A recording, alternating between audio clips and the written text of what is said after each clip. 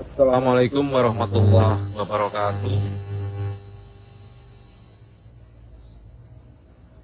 Hari ini kita akan memulai kuliah sebagai lanjutan dari kuliah hukum perdata minggu yang lalu. Mudah-mudahan saudara pada hari ini dalam keadaan sehat dan dalam kondisi yang nyaman, sehingga saudara bisa mengikuti kuliah ini dengan sebaik-baiknya. Oke. Kita akan bicara tentang hukum benda.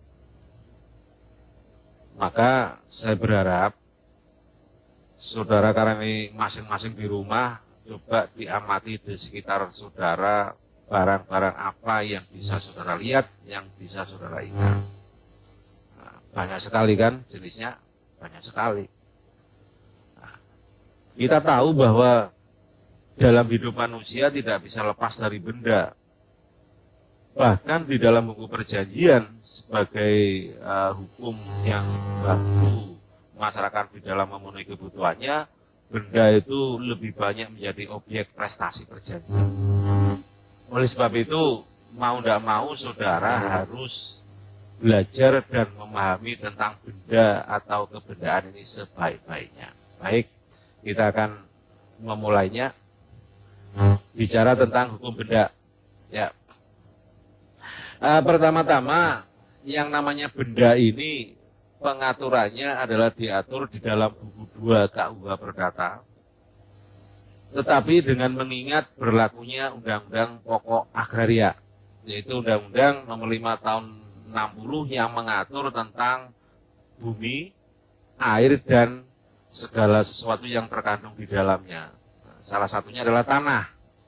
Sehingga pasal-pasal yang ada di BW yang terkait dengan tanah secara yuridis sudah tidak berlaku,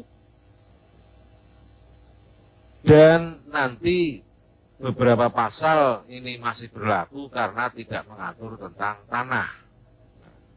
Yang harus saudara perhatikan adalah nanti ada satu pasal yang mengatur secara umum, sehingga pasal itu harus dimaknai ia hanya berlaku kalau benda yang dimaksud adalah benda bergerak, dan tidak berlaku kalau benda itu tidak bergerak. Ini segi pengaturannya. Oke. Kita selanjutnya bicara tentang istilah. Kata benda itu berasal dari istilah zak di dalam BW Belanda. Jadi zak itu maknanya adalah benda. Di dalam KUH Perdata, ketika zak itu digunakan dalam arti benda, maka beberapa pasal itu dimaksudkan untuk menunjuk benda yang berwujud. Jadi zak dimaksudkan sebagai benda berwujud. Di pasal yang lain, terkadang KUH Perdata menyebut zak itu dimaksudkan sebagai bagian dari harta kekayaan. Kalau zak digunakan dalam arti bagian harta kekayaan, maka yang dimaksud adalah benda berwujud dan benda yang tidak berwujud. Ini kalau zak digunakan dalam arti benda, maksudnya seperti itu. Saudara juga harus hati-hati karena terkadang KUH Perdata itu menggunakan kata zak bukan dalam arti benda. Di dalam pasal 1263 misalnya, di sana kata zak maksudnya adalah peristiwa hukum. Jadi tidak, sama sekali tidak ada kaitannya dengan benda. Demikian pula di dalam pasal 1354 di situ juga zak bukan dimaksudkan sebagai benda, tetapi artinya adalah kepentingan. Pasal itu dikenal dengan lembaga hukum zat warnemeng, mengurus kepentingan orang lain secara sukarela. Demikian pula di dalam pasal 1792 dalam pasal itu ada kata zak tetapi tidak dimaksudkan sebagai benda melainkan sebagai perbuatan hukum.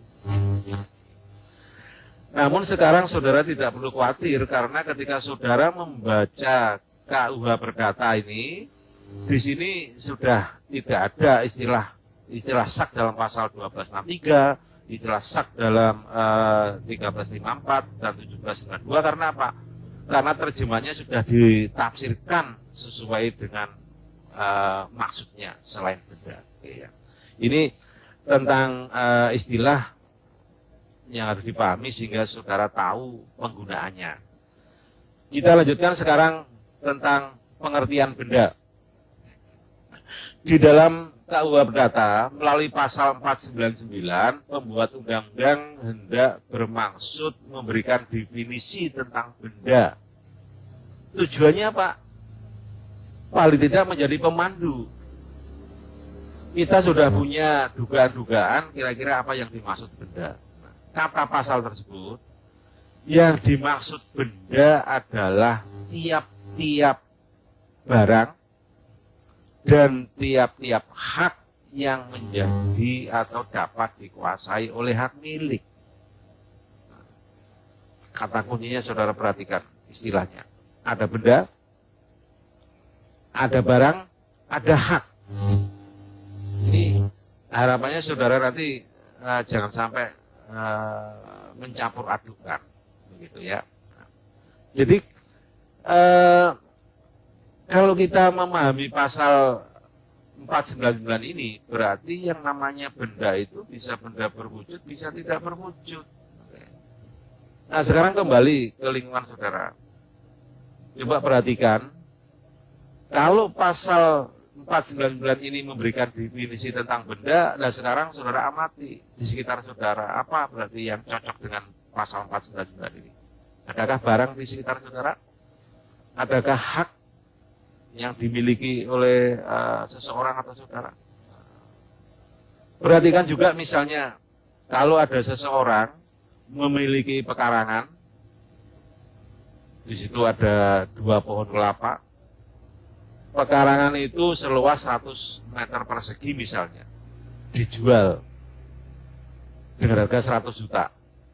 Antara penjual dan pembeli hanya mensepakati tanah dan harga, itu saja. Kemudian tanah tersebut diserahkan dan harganya dibayar. 2 hari kemudian si penjual yang dulunya jadi pemilik menebang 2 pohon kelapa yang ada di pekarangan yang sudah dijual tersebut. Si pembeli mempertahankan karena merasa pohon kelapa itu miliknya karena sudah dibeli.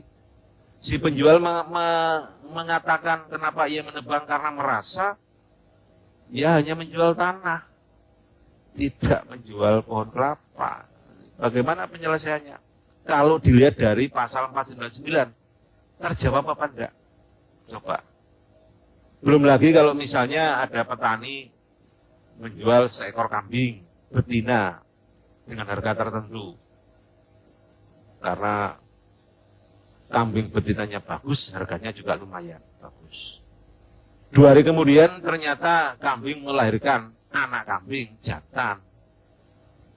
Penjualnya tahu, lalu diminta oleh si pembeli dipertahankan. Dengan alasan yang sama, karena induknya sudah dibeli, anaknya menjadi miliknya. Si penjual mengatakan, kan dia hanya menjual kambing betina, padahal di situ ada kambing jantan anaknya. Dia merasa masih miliknya. Apakah pasal 499 bisa menjawab? Nah, ini penting. Oleh sebab itu KUH Perdata melengkapi definisi pasal 499 ini dengan pasal-pasal berikutnya sebagai ketentuan umum. Nanti kalau saudara sudah memahami 3 pasal penjabarannya ini, saudara yakin nanti bisa menjawab kasus yang saya ilustrasikan tadi. Nah, KUH Perdata melengkapi definisi hukum benda ini dengan asas atau prinsip yang dituangkan dalam beberapa pasal di bawahnya. Misalnya pasal 500. Di sana dikenal dengan asas perlekatan. asas perlekatan. Jadi dengan asas perlekatan ini ternyata yang namanya benda termasuk apa yang melekat karena hasil alam atau yang melekat karena hasil ternak. Jadi apa yang tumbuh timbul di atas tanah itu termasuk benda karena melekat pada benda yang lain yang namanya tanah. Termasuk hasil ternak. Janin yang ada di kambing betina tadi termasuk bagian dari benda, melekat pada induknya, sehingga ia termasuk benda karena perlekatan. Nah, termasuk juga karena pekerjaan orang. Misalnya kalau terkait dengan tanah, ini adalah bercocok tanam. Yang tadinya tanah kosong, ditaburi benih, lalu ada tumbuh tanaman, maka itu termasuk benda yang melekat dengan tanah di perkebunan. Dan yang lain-lain, misalnya ada seonggok kayu, sebagainya sudah dibentuk dalam benda lain, maka benda lain itu juga termasuk karena perlekatan menjadi benda satu pemilik dengan yang pemilik kayu. Berikutnya adalah prinsip bagian. Jadi yang termasuk benda adalah apa yang menjadi bagian dari benda yang lain. Nah, dalam hal ini prinsip ini dicontohkan di dalam hasil perdata. Hasil perdata ini maksudnya adalah segala sesuatu yang timbul dari hubungan hukum. Ada hubungan hukum lalu menimbulkan hak. Hak tagih atas uang sewa, atas uang upeti, atas uang asuran, dan atas uang bunga. Nah, jadi ketiga pasal ini hendaknya saudara pahami dalam rangka melengkapi pemahaman definisi benda. Nah, terus kan dari segi pengaturan tanah sudah tidak diatur di dalam BW. Kenapa masih kita bicarakan? Saudara, kita ketika membicarakan tanah kaitannya dengan benda, ini adalah dalam rangka kajian akademik. Jadi tidak ada salahnya, tetapi secara hukum positif sudah tidak berlaku di buku 2. Tetapi untuk kerangka berpikir pemahaman ini penting sekali, sehingga nanti saudara bisa membandingkan bagaimana hukum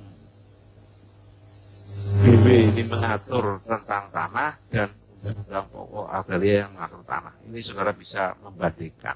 Oke. Ini sedikit tentang pengertian benda. Kita lanjutkan dari apa yang kita bicarakan tentang pengertian benda, termasuk asas dan prinsipnya tadi, maka kita sekarang bisa menyimpulkan bahwa sekarang kita tahu agar sesuatu itu bisa disebut benda harus mempunyai 3 syarat. Syarat yang pertama, sesuatu itu bisa menjadi objek hak milik. Kalau tidak menjadi objek hak milik, maka itu belum bisa disebut benda. Misalnya udara di sekitar saudara. Udara itu ada benda ya? Ya ada. Kalau nggak ada, saudara nggak bisa hidup. Cuma nggak terlihat. Nah, untungnya yang namanya definisi benda juga menunjuk sesuatu yang tidak terlihat, yaitu hak. Benda yang masih yang ada di sekitar saudara ini belum memenuhi unsur benda. Karena apa? Karena nggak bisa dikuasai hak milik. Lain halnya kalau benda itu atau udara itu sudah dimampatkan di dalam tabung. Nah, ini lalu menjadi suatu benda karena bisa dikuasai oleh hak milik dan mempunyai nilai ekonomis. Syarat yang kedua terpenuhi, gitu ya. Kemudian syarat berikutnya adalah mempunyai kemandirian benda. Berdasarkan asas perlekatan dan bagian, maka suatu benda itu ternyata juga termasuk bagian-bagiannya. Saudara bisa lihat misalnya rumah. Rumah itu ada pagarnya, ada perabotnya, ada pipa-pipa yang dipasang barangkali. Nah, semua itu ternyata juga menjadi benda satu kesatuan yang tidak bisa dipisah. Ini maksudnya kemandirian benda. Jika tidak bisa bagian dari benda itu lalu dijadikan objek prestasi, nggak bisa. Oke, ini mengenai pengertian benda. Berikutnya di dalam buku 2 itu kan mengatur mengenai pengertian benda, mengatur macam-macam benda, mengatur hak-hak kebendaan. Maka kita sekarang sampai pada pembedaan benda. Pertama-tama di dalam BW itu pembedaan yang utama, ini yang penting dan banyak sekali kita jumpai di dalam lalu lintas hukum adalah pembedaan benda ke dalam benda bergerak dan benda tidak bergerak.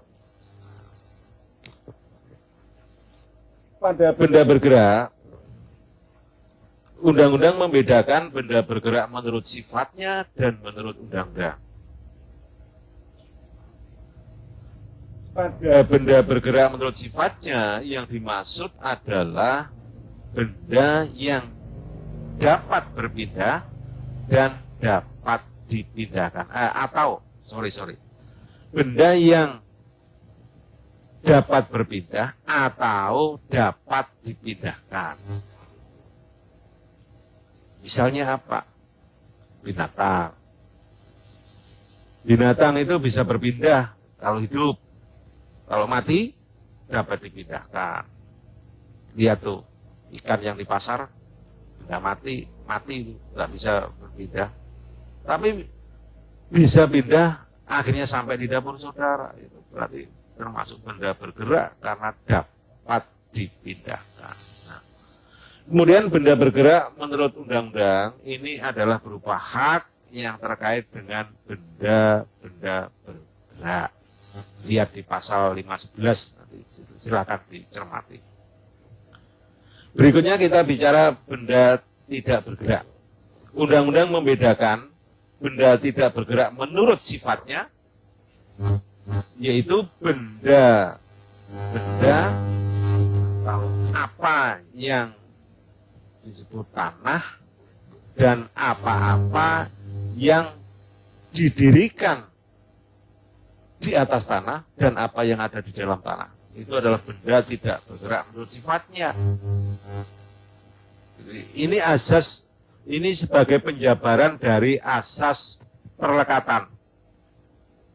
Dikenal dengan asas asasi, apa yang ada di atas tanah dan apa yang ada di dalam. Itu adalah benda tidak bergerak. Dari sini saudara nanti sudah bisa menjawab ilustrasi di awal tadi tentang jual beli tanah yang ada pohon kelapa. Oke. Sekarang benda tidak bergerak menurut tujuannya. Ini bisa dipahami dengan misalnya di dalam asas pabrik. Kegiatan yang memproduksi suatu benda. Sudah lihat. Pabrik untuk bisa produksi itu perlu mesin. Mesin adalah benda bergerak, tetapi karena tujuannya benda bergerak itu dilekatkan ke dalam tanah, dalam bangunan, sehingga mesin itu karena tujuannya, karena peruntukannya menjadi benda tidak bergerak.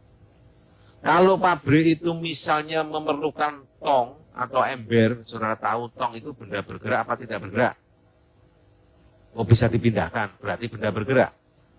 Tetapi kalau di dalam pabrik itu tong, bagian yang tidak terpisahkan untuk memproduksi suatu benda, sudah lihat pabrik tahu, di sana ada ember, ada wajan dan sebagainya, semuanya adalah benda bergerak. Tetapi karena masuk dalam asas pabrik, yaitu pabrik tahu, maka tong, wajan dan sebagainya itu karena peruntukannya menjadi benda yang tidak bergerak. Berikutnya di dalam rumah, saudara lihat. Coba amati rumah saudara.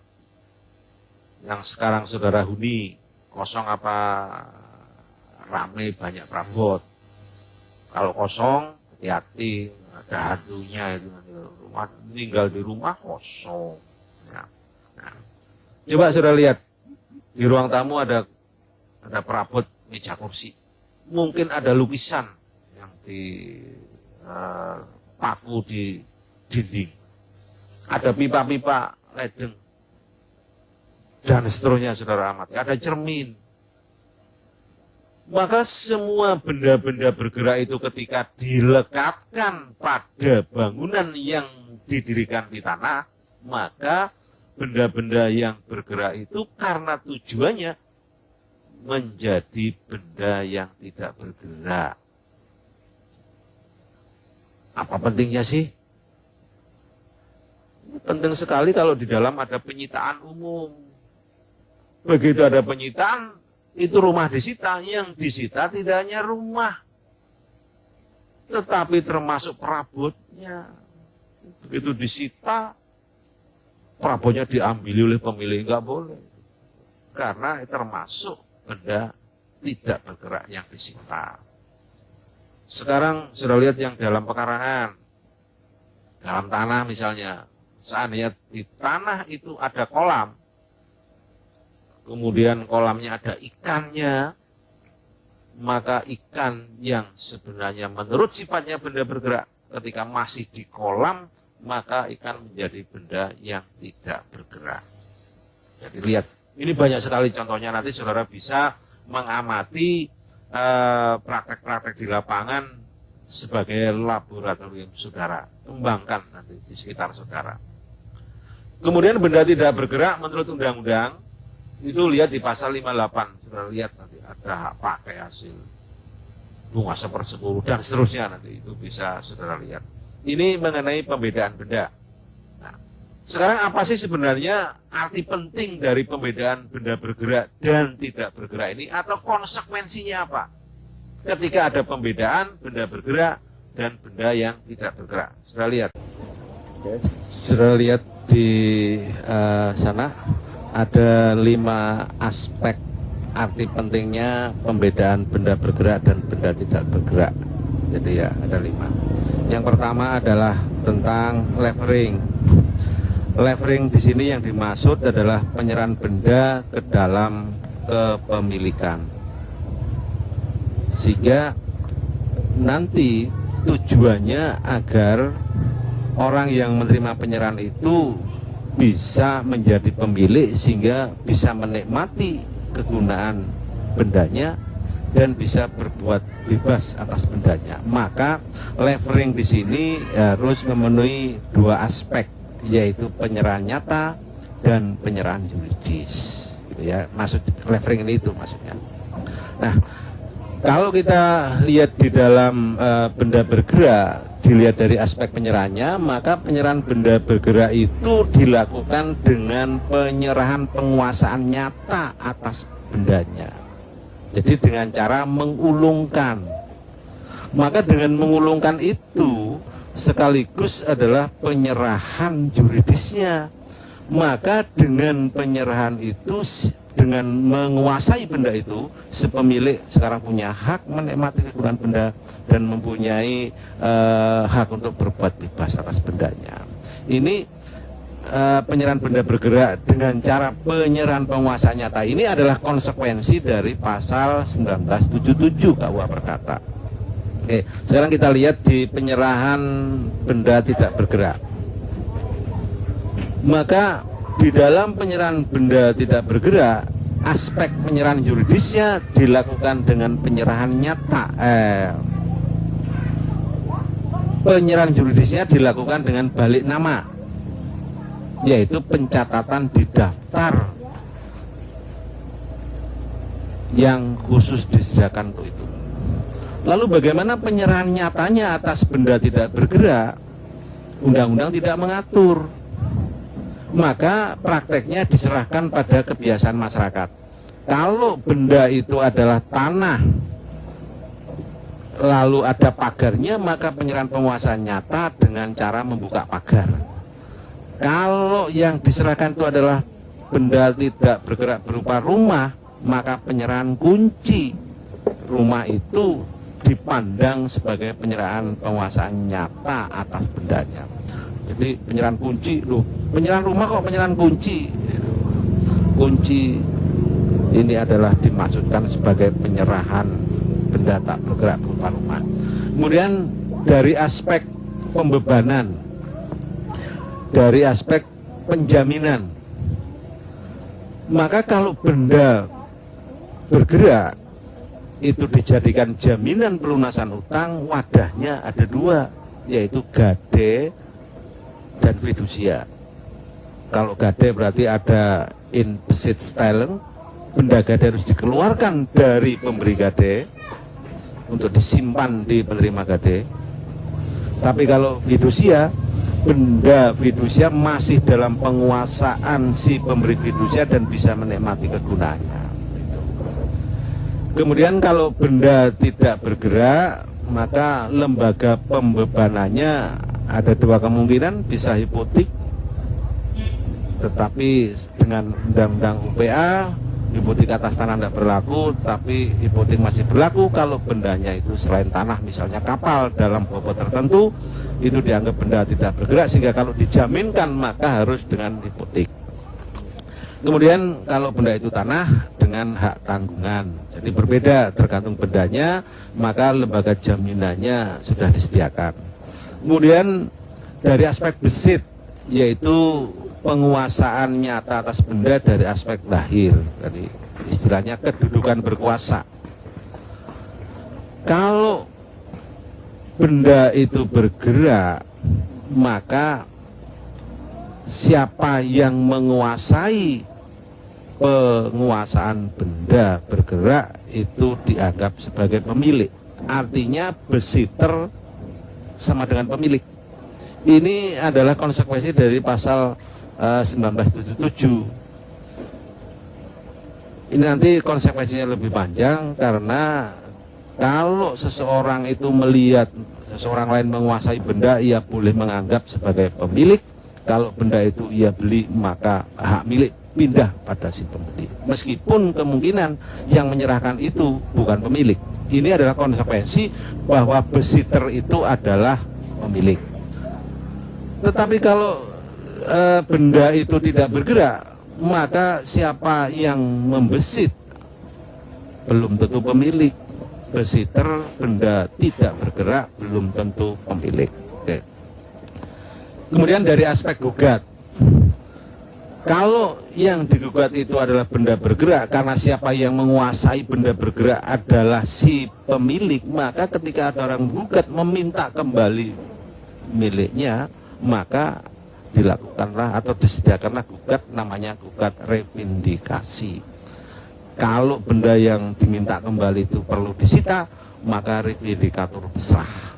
Sedangkan kalau terhadap benda tidak bergerak, umumnya gugatnya itu secara umum adalah gugat pengosongan, karena hak miliknya nggak berbeda. Dia tetap jadi pemilik tetapi diduduki oleh orang lain, maka tuntutannya, gugatannya adalah gugat pengosongan. Itu umumnya seperti itu. Kemudian dari aspek daluarsa, benda bergerak tidak mengenal daluarsa, karena siapa yang menguasai dianggap pemilik, berarti 0 tahun. Sedangkan pada benda tidak bergerak ini mengenal daluarsa. Ini arti pentingnya, nanti akan saudara temukan, saudara perdalam lagi ketika saudara akan mempelajari mata kuliah yang lain. Misalnya kalau pembebanan nanti di materi hukum jaminan, leveling nanti misalnya di hukum perjanjian dan seterusnya. Oke. Sekarang kita lanjutkan ke pembedaan benda yang lain, yaitu benda berwujud dan benda tidak berwujud. Nah, apa kriteria benda berwujud? Bisa dilihat. Nah, kalau orang buta nggak bisa melihat, maka kita pakai kriteria yang umum. Benda itu berwujud kalau benda itu bisa diraba. Coba sekarang perhatikan benda-benda di sekitar saudara, bisa diraba apa enggak? Kalau saudara bisa meraba, itu adalah benda berwujud. Nah, kemudian yang lain adalah benda tidak berwujud. Benda tidak berwujud ini adalah berupa tagihan atau hak. Karena berupa hak, maka nggak bisa diraba. bentuknya adalah hak tuntut atau hak tagih. Itu benda yang tidak berwujud. Nah, kalau kita bicara tagihan, ini sekedar pemberi pengantar, nanti akan saudara perdalam lagi di mata kuliah surat-surat berharga. Jadi ini awalnya ini harus saudara pahami, ini prinsip dasarnya. Kalau bicara tagihan ini ada 3. Tagihan atas nama, tagihan atas pengganti, dan tagihan atas bawah. Opnam, unorder, dan untonder. Nah, tagihan itu atas nama ditandai atau dicirikan bahwa debiturnya ini tahu secara pasti siapa krediturnya. Konsekuensinya, debitur hanya membayar lunas kalau kepada kreditur yang tertentu tadi. Jadi dia tidak bisa membayar kepada sembarang orang. Nah, ini bagi debitur penting sekali untuk mengetahui secara pasti siapa krediturnya. Lain dengan kreditur yang berhak menerima pelunasan. Uangnya dari mana nggak peduli, yang penting haknya terpenuhi. Jadi berbeda. Nah, tagihan semacam ini biasanya tidak tertulis dan biasanya tidak dibayangkan akan ada pergantian kreditur. Tetapi harus diketahui bahwa tagihan seperti itu kadang-kadang ada waktunya untuk bisa ditagih. Kerennya belum jatuh tempo, padahal sudah membutuhkan duit. Caranya bagaimana? Hukum memberi solusi, karena tagihan adalah benda itu bisa menjadi objek hak milik dan bisa diperalihkan konsekuensinya. Maka tagihan juga bisa diperalihkan atau dengan cara dijual. Kalau itu terjadi, bagaimana caranya bahwa tagihan itu bisa beralih kepada kreditur baru? Dengan kata lain, bagaimana caranya agar debitur nanti bisa secara lunas membayar kepada kreditur yang baru? Kenapa ini penting? Karena tagihannya dalam bentuk lisan. Dan debitur tidak bisa membarang kepada setiap orang yang menagih. Oleh sebab itu, kalau hak tagih ini diserahkan karena dijual, maka penyerahannya itu harus dibuat dengan akta yang namanya akta sesi, akta pemindahan tagihan. Lalu akta sesi diberitahukan kepada debiturnya. Barulah debitur terikat untuk membayar kepada si kreditur baru. Caranya begitu, dengan akta sesi.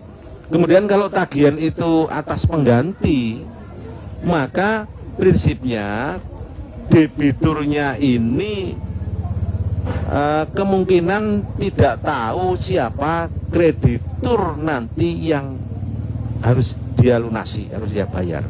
Karena apa? Sejak semula tagihan ini sudah dimungkinkan, dibayangkan untuk dijual belikan. Oleh sebab itu, tagihan unorder ini sejak semula dibuat secara tertulis, dan di dalam tulisan itu sudah disediakan nama-nama kemungkinan debitur penggantinya. Nah, itu disediakan di sebalik surat itu. Maka ketika tagihan itu dialihkan karena dijual, maka pembeli atau kreditur baru ini namanya ditulis di sebalik surat itu yang dikenal dengan nama endorsement. Endos itu punggung, menulis nama kreditur baru di punggung surat. Setelah ditulis, suratnya diberikan kepada kreditur baru. Maka kreditur baru yang membawa surat unorder datang ke debitur bisa sah melunasinya. Lain lagi dengan tagihan untonder atas bawah. Tagihan ini sengaja dibuat tertulis dan nilai tagihannya bersenyawa dengan suratnya. Konsekuensinya, kalau suratnya hilang, tagihannya hilang. Layaknya uang kertas hilang, uangnya hilang. tagihan atas bawah juga begitu. Contohnya cek. Saudara kehilangan cek, ya sama dengan kehilangan uang kalau nggak segera diadakan tindakan yang dibenarkan oleh perbankan, betul ya. Ini nanti akan saudara perdalam di dalam mata kuliah surat-surat berharga. Jadi penjelasan saja. Ini sebagai pengantar. Lalu apa arti penting pembedaan antara benda berwujud dan tidak berwujud? Saudara bisa lihat. Arti pentingnya adalah kaitannya dengan levering. Dalam penyerahan, maksudnya penyerahan ke dalam kepemilikan. Terhadap benda berwujud, kaitannya dengan levering ini, penyerahannya bagaimana? Ya tergantung jenis bendanya. Kalau benda yang berwujud itu adalah benda bergerak, maka penyerahannya dilakukan dengan mengulungkan dengan cara penguasaan nyata atas bendanya, yang sekaligus itu penyerahan yuridisnya. Tetapi kalau benda berwujud itu adalah berupa benda tidak bergerak, maka caranya ya dengan balik nama disertai dengan penyerahan penguasaan nyata sesuai dengan kebiasaan masyarakat tadi. Oke. Kemudian bagaimana arti penting penyerahan di dalam benda tidak berwujud? Ini juga tergantung jenis tagihannya seperti tadi. Apakah tagihan itu tagihan atas nama? Apakah tagihan itu tagihan atas pengganti? Atau tagihan itu adalah atas bawah? Penyerahannya sesuai yang tadi saya jelaskan. Oke, biar saya tidak mengulang, nanti dilihat lagi apa yang sudah tadi saya jelaskan. Berikutnya adalah kita bicara pembedaan benda dalam bentuk yang lain, yaitu benda yang habis dipakai dan benda yang tidak habis dipakai. Ini bahasa yuridis, bukan habis dipakai itu habis digunakan. Oh ini handuknya habis dipakai si dablun, bukan itu. Maksudnya kaitannya dengan aspek menikmati kegunaan benda. Benda habis dipakai itu maksudnya kalau benda itu dinikmati kegunaannya, konsekuensinya bendanya itu menjadi habis atau hangus. Nah, dengan kata lain, bentuk atau wujud aslinya hangus ketika benda dinikmati kegunaannya. Itu masuk benda yang habis dipakai. Jenis benda yang lain adalah benda yang tidak habis dipakai. Ketika dinikmati kegunaannya itu benda tersebut tidak habis. Jadi wujud aslinya itu masih seperti semula. Lalu apa arti penting pembedaan benda yang habis dipakai dan benda yang tidak habis dipakai? Arti pentingnya terutama adalah kaitannya dengan kalau benda tersebut menjadi objek prestasi di dalam perjanjian, ini karena terkait dengan penyerahan. Karena perjanjian kalau objek prestasinya benda diikuti dengan penyerahan. Nah, terkait dengan penyerahan ini bagaimana kalau bendanya itu masuk kriteria benda yang habis dipakai? Maka ketika benda yang habis dipakai itu menjadi objek prestasi perjanjian, maka jenis, jumlah, dan kualitas benda itu menjadi hal yang sangat menentukan. Begitu. Ingat-ingat nanti. Lain halnya dengan kalau benda itu tidak berwujud, maka wujud semula itu ya sama dengan wujud ketika nanti di penyerahan. Kan nggak ada bedanya. Benda yang sama yang diserahkan itulah yang juga diserahkan, yang disepakati itulah yang diserahkan, maksudnya itu. Konsekuensi yang lain adalah ketika benda yang mempunyai dua kriteria itu menjadi objek prestasi di dalam lembaga hukum pinjam. Nah, semua pinjam itu pasti dipakai. Kalau benda yang menjadi objek pinjam itu adalah benda yang habis dipakai, maka lembaga hukumnya adalah diatur di dalam pasal 1754 yang merupakan perjanjian pinjam mengganti. Nah, karena si peminjam ini nanti ketika menikmati benda yang dipinjam mengakibatkan bendanya hangus, habis, padahal itu dia selaku peminjam, agar nanti tidak kena ajaran perusakan benda, maka pembuat undang-undang menyatakan si peminjam di dalam perjanjian pinjam mengganti itu kedudukannya dijadikan pemilik benda yang dipinjam. Maka si peminjam benda yang habis dipakai itu dengan leluasa bisa menikmati kegunaan benda tersebut. Lain halnya kalau benda yang menjadi objek pinjam itu adalah benda yang tidak habis dipakai, maka lembaga pengaturannya diatur di dalam pinjam pakai sebagaimana diatur di dalam pasal 1740 pinjam pakai. Maka ketika mengembalikan benda yang semula dikembalikan dalam wujud semula. Sedangkan kalau pinjam mengganti karena bendanya habis dipakai, maka pada saat mengembalikan bendanya diganti sesuai jenis, kemudian jumlah dan kualitasnya harus sama. Ini kira-kira arti penting dari pembedaan benda yang habis dipakai dan benda yang tidak habis dipakai.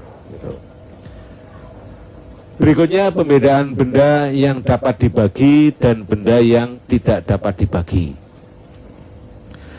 Kriterianya apa? Kalau benda itu masuk ke dalam jenis benda yang dapat dibagi, maka jika benda itu dibagi tidak akan menghilangkan sifat hakikat bendanya.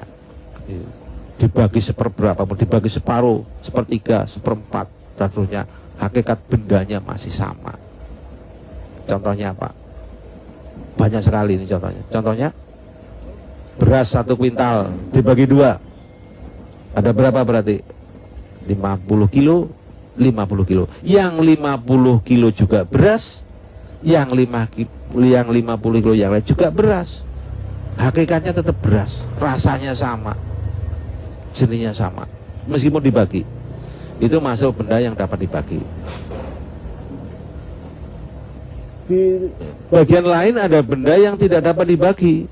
Artinya apa? Jika benda itu dibagi akan membawa konsekuensi hilangnya sifat hakikat benda yang bersangkutan. Contohnya apa?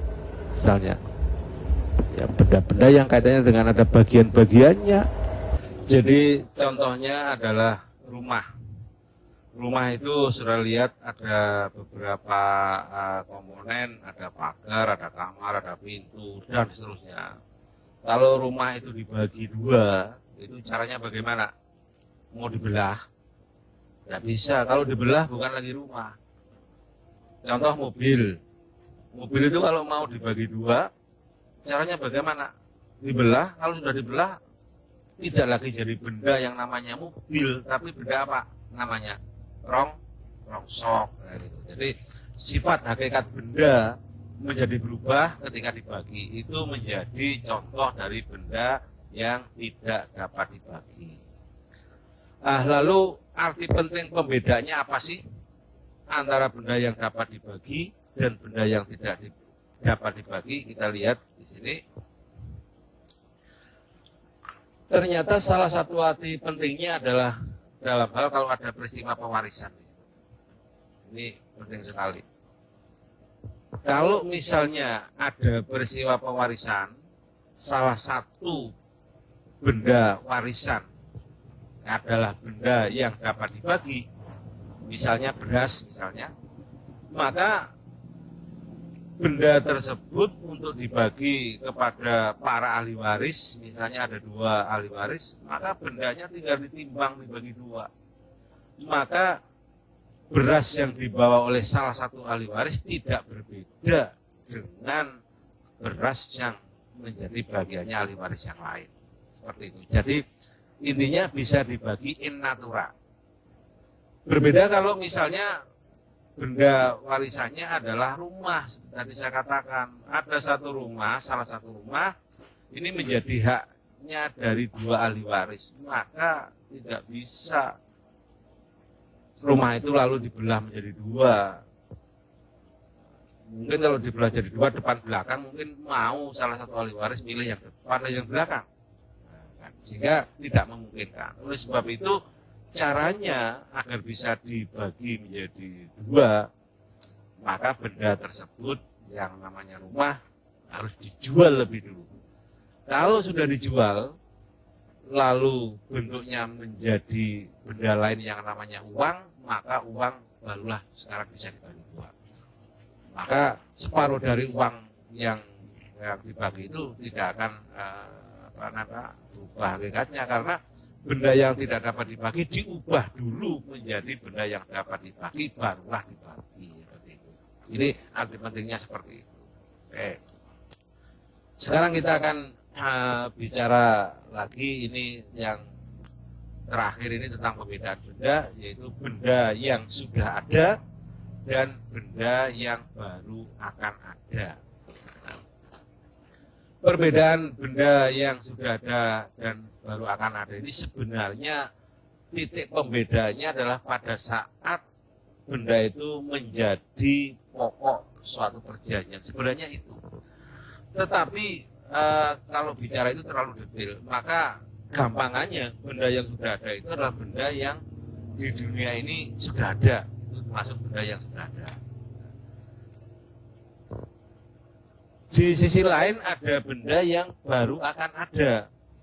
Benda yang baru akan ada ini dibedakan menjadi dua, yaitu benda yang relatif baru akan ada dan benda yang absolut belum ada. Perbedaannya di mana? Kalau benda itu masuk kriteria yang relatif belum ada, benda itu sebenarnya sudah ada di dunia ini. Tetapi pada saat benda itu menjadi pokok perjanjian, benda itu belum menjadi kewenangan pihak yang mengikatkan diri atau tidak. Ini biasanya berlaku di masyarakat adalah dalam dunia makelar itu sering. Jadi mengikatkan benda tertentu, benda tersebut belum menjadi miliknya, belum menjadi kewenangannya, itu boleh, tidak apa-apa. Nah ini jadi benda yang belum ada secara relatif itu maksudnya benda itu sudah ada di dunia ini tetapi belum menjadi kewenangan bagi orang yang mengikatkan diri atas benda tersebut. Sedangkan kalau benda itu masuk kriteria absolut belum ada, maka dimanapun di ujung dunia ini benda tersebut belum ada. Nyari di mana saja nggak ada. Misalnya apa? Misalnya panen padi di musim yang akan datang belum ada, tanahnya aja sekarang belum ditanami. Nah, seperti itu. Jadi, ini kira-kira pedoman untuk membedakan benda yang sudah ada, benda yang relatif belum ada, dan benda yang absolut belum ada. Lalu pentingnya untuk apa sih pembedaan ini atau konsekuensinya untuk apa? Bisa kita lihat. Arti pentingnya adalah di dalam penyerahan. Penyerahan terkait dengan perjanjian-perjanjian yang dimungkinkan oleh KUH Perdata. Kita lihat penyerahan itu bisa mengikuti perjanjian yang konsensual, penyerahan itu juga bisa mengikuti perjanjian real, dan seterusnya.